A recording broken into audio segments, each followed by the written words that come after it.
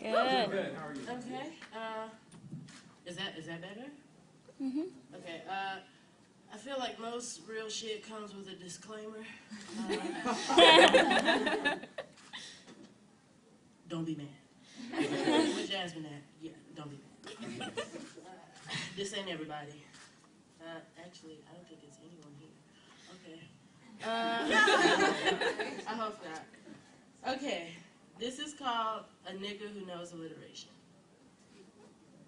Sitting, staring a hole into my laptop, I can't find the words to start.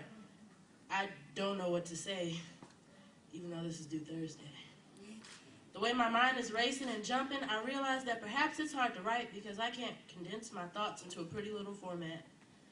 I keep putting it off until later, but the same phrase keeps ringing in my head. Man, fuck this paper.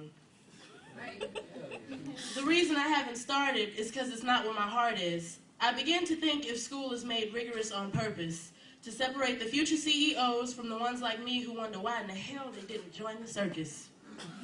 And what really hurts is the fact that it's never what it seems on the surface, that maybe this shit is hard because I'm brown.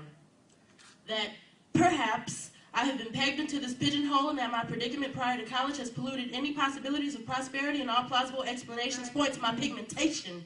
And the niggas might all at that wordplay, but to the rest, I'm just a nigga who knows alliteration.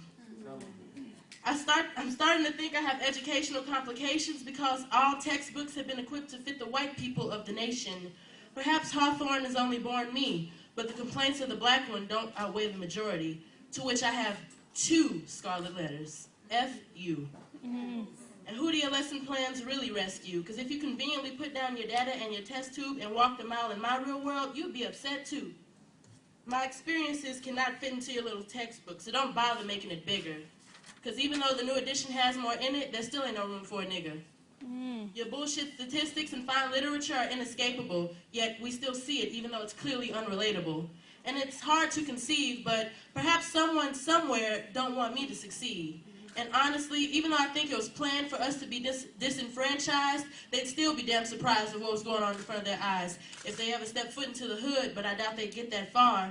Would see the first dude sagging his pants, then get back in their car and drive back to their nice home in awe of all the bullshit that they saw, then sprinkle some charity money over it like it was just a little flaw. I'm sorry, but those are the methods of a coward.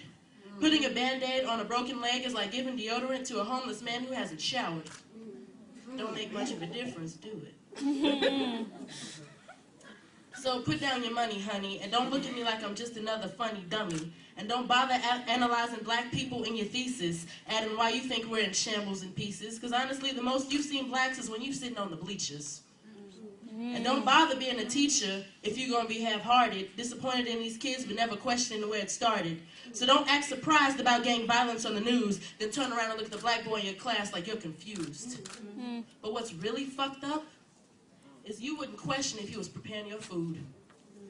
See, no one questions our positions in dining halls, and it's normal to see us holding basketballs, but as soon as one of us steps off the court into a classroom, we get looked at like a coon. And no, I ain't white people hating, and I ain't saying this shit is blatant, but I know it exists for a fact though. This ain't 1955, there ain't no lynch mobs, but I know the difference between de jure and de facto.